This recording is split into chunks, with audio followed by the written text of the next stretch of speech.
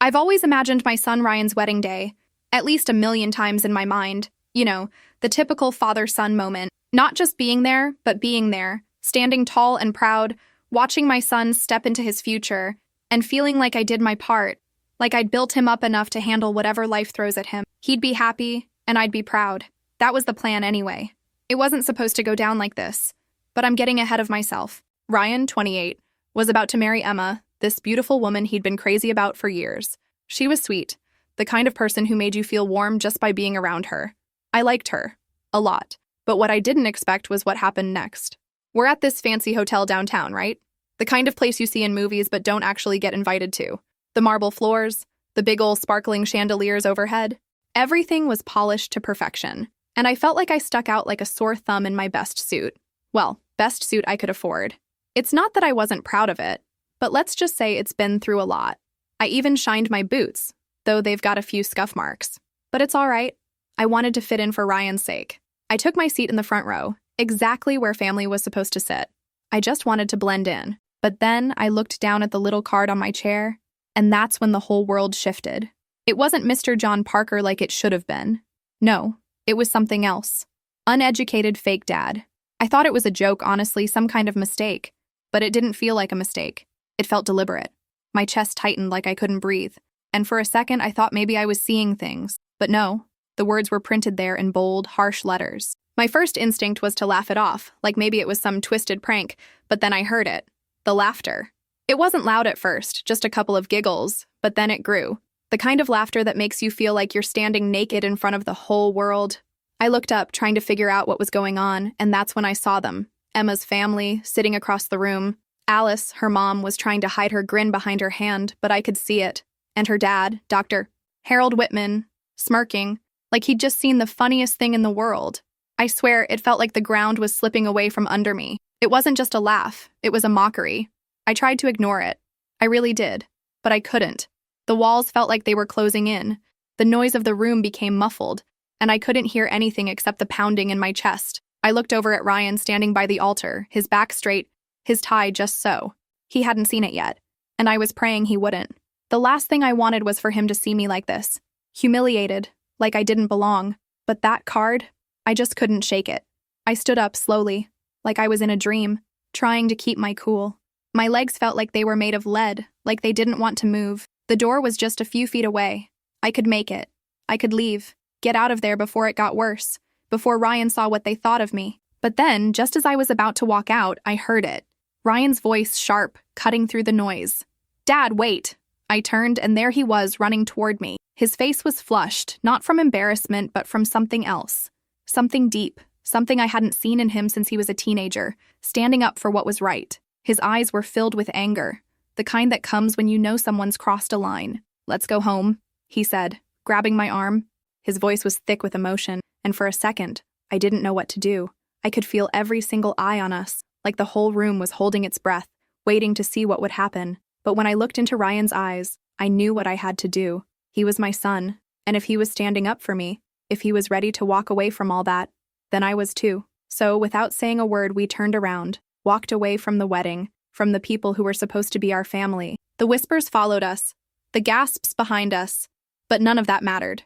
We made our way to the parking lot, our footsteps echoing in the quiet. The sun was so bright outside it hurt my eyes, but I didn't care. I was walking next to my son, and that meant something. He was visibly upset, but there was something else in his eyes too. Something that made me feel like maybe, just maybe, everything was going to be all right. They ate their meal in the dim light of the diner, the hum of quiet conversations from the few truckers scattered around the room filling the space between them. It felt strangely peaceful, despite the storm of emotions swirling inside John. The greasy scent of fries and coffee hung in the air, comforting in its familiarity. The waitress, a woman who seemed to have been there forever with her kind but tired smile, refilled their coffee cups without a word. John could feel the warmth of the cup in his hands, but it didn't really do anything to warm the ache in his chest. He was grateful for the quiet, though. Words weren't enough right now. Ryan was quiet too, staring into his coffee.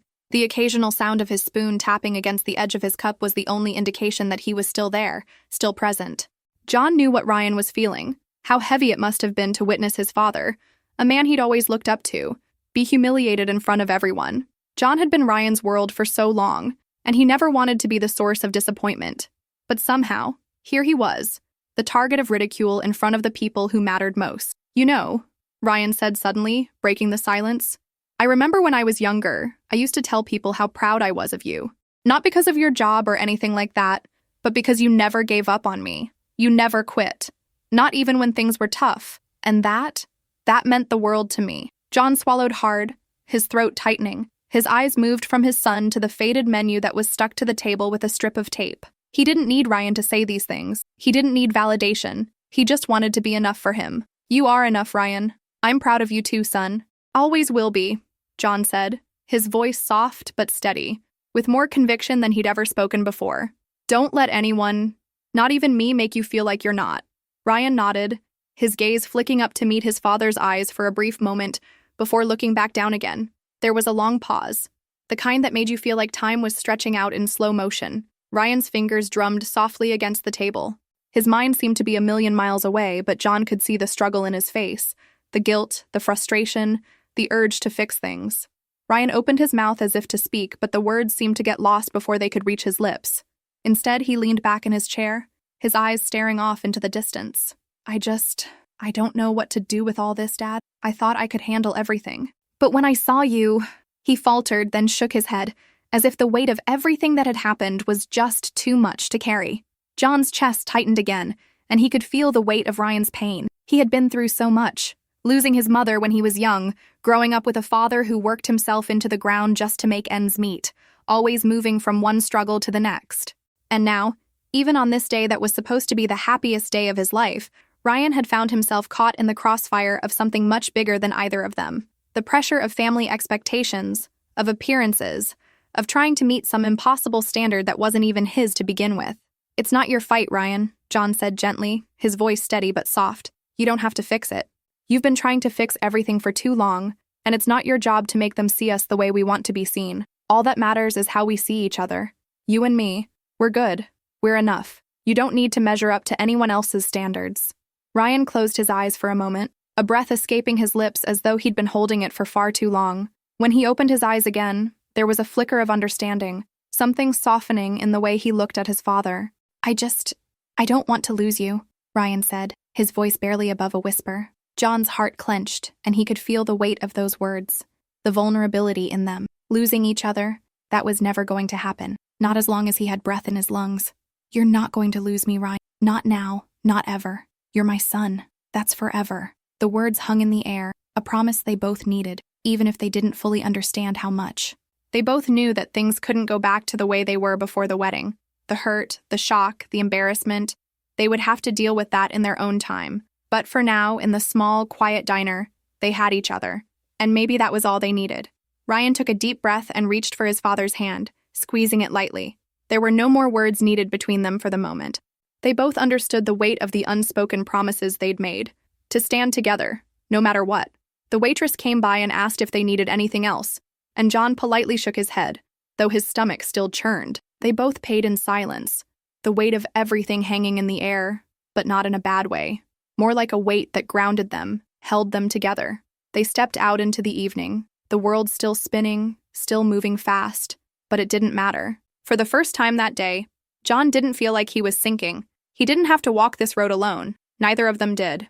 As they walked back to the car, Ryan turned to him and said, "You still think I can make something of myself?" John stopped, looking at his son who was searching for something. Hope, maybe, or reassurance. "Son, you already have," he replied, his voice firm with a conviction that even surprised him. "And you always will." They didn't speak much more after that, but as they drove back to their small house, it wasn't silence. It was comfortable.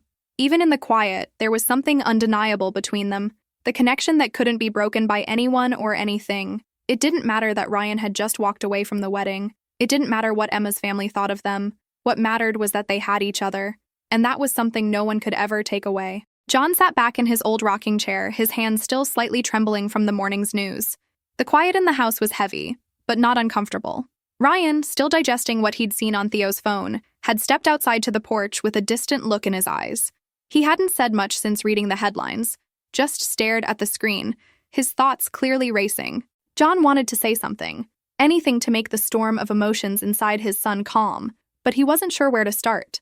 Theo, who had dropped by without warning, was pacing nervously on the porch, his face flushed with excitement. Or maybe it was more like shock. His hands were still gripping his phone as if the news was too big to hold. "They're saying Whitmore Industries might go bankrupt," Theo blurted out again, as if saying it louder would make it more real. "There's talk of fraud, insider trading. I'm telling you, man, it's a mess. Someone must have tipped off the SEC because everything's coming out now. Emails, memos, financial statements. It's all coming to light." John just nodded, his eyes scanning the horizon, watching as a neighbor's dog trotted across the street without a care in the world. It seemed like a lifetime ago when he thought about his own battles, just trying to raise Ryan, keeping his head down, making ends meet. He never sought revenge, never aimed to prove anyone wrong, at least not until now. "You're not getting a kick out of this, are you?" Theo asked, noticing the way John's face had shifted. "I mean, it's not like they didn't deserve it, right?"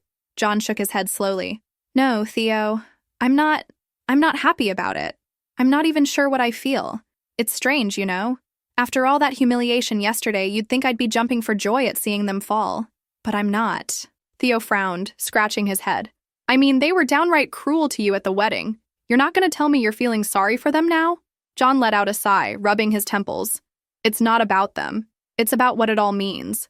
I spent my whole life working to keep things together, trying to make sure Ryan never felt like he was missing anything. All I wanted was to raise him right, to be there for him. And yet, I've been made to feel less than by people who've never worked a day in their lives.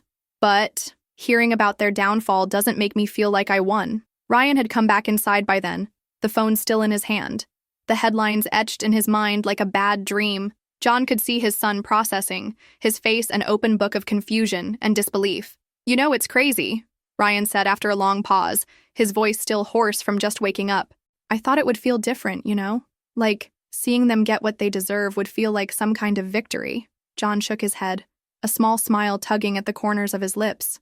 "It doesn't work that way, son. I've lived through enough to know people like that. People who think money and status are all that matters. They won't learn anything from this. They'll figure out how to come back from it, find a way to cover it all up. That's what they do." Ryan ran a hand through his hair, his eyes still locked on the screen. "So, what? We just move on from this?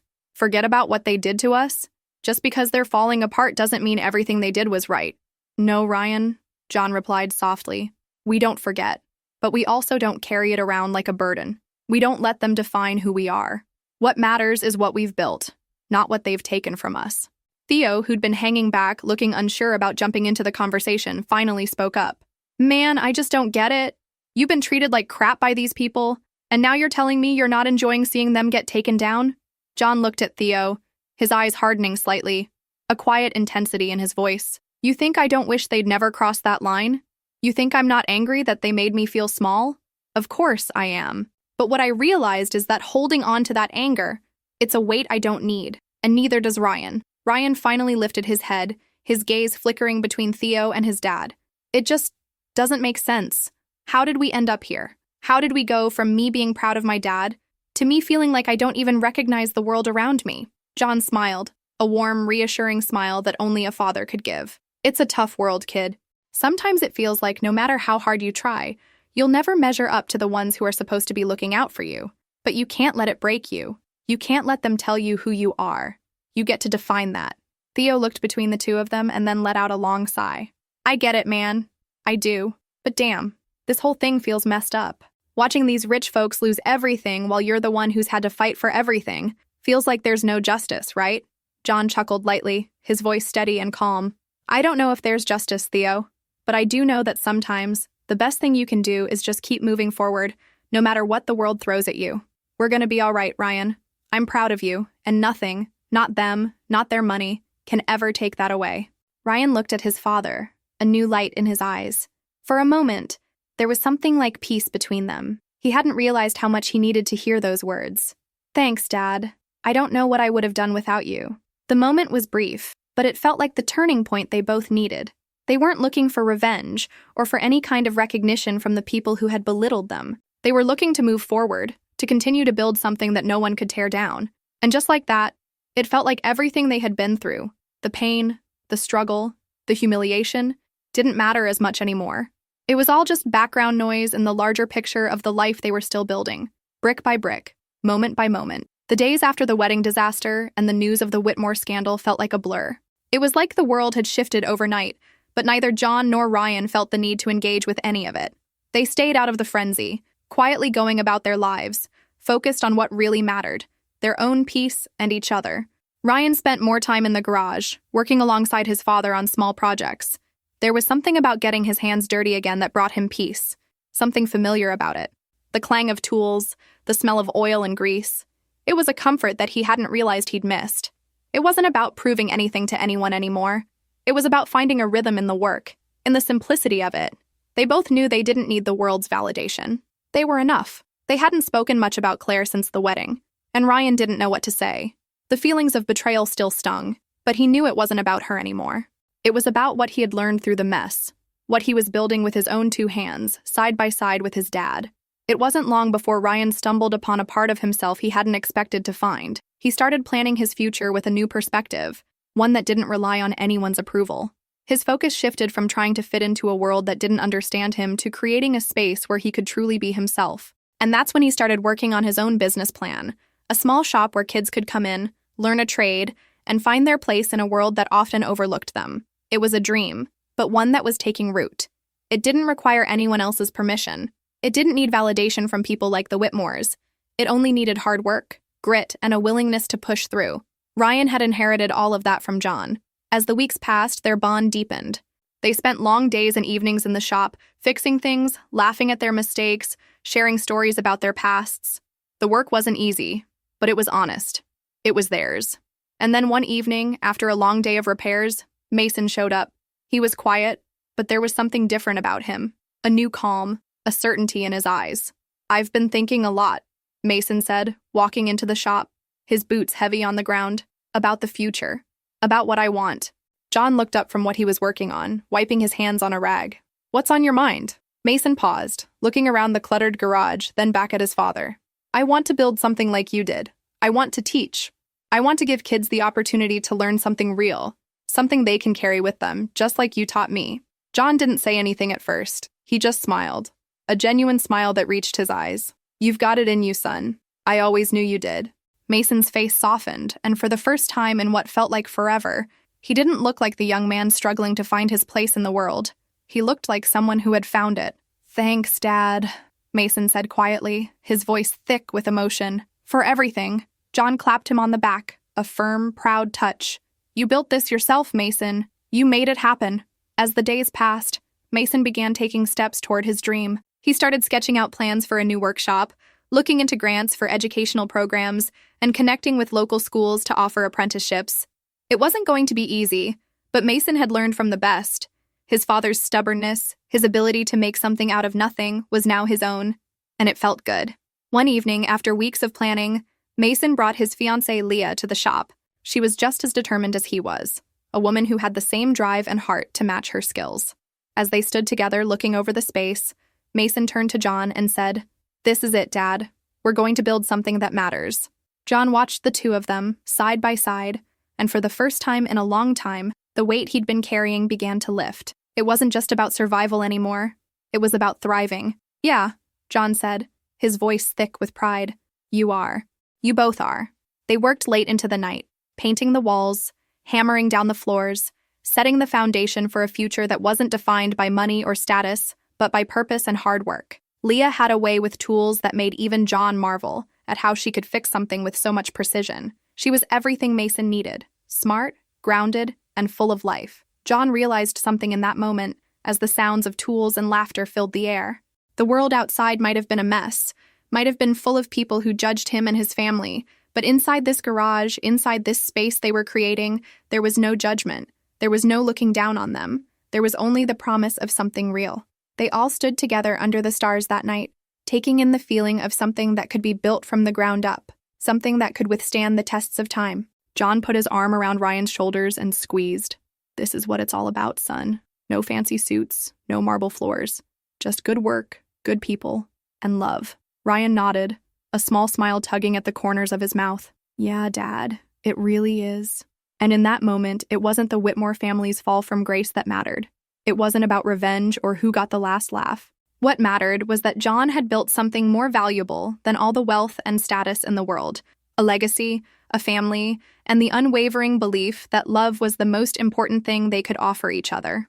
Mason looked over at his dad, his eyes filled with gratitude. You know, I wouldn't be here if it weren't for you. I've learned everything I know from you, and I'm proud of it.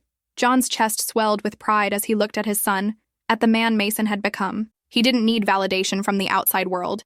He had something better: his family, his son, his legacy.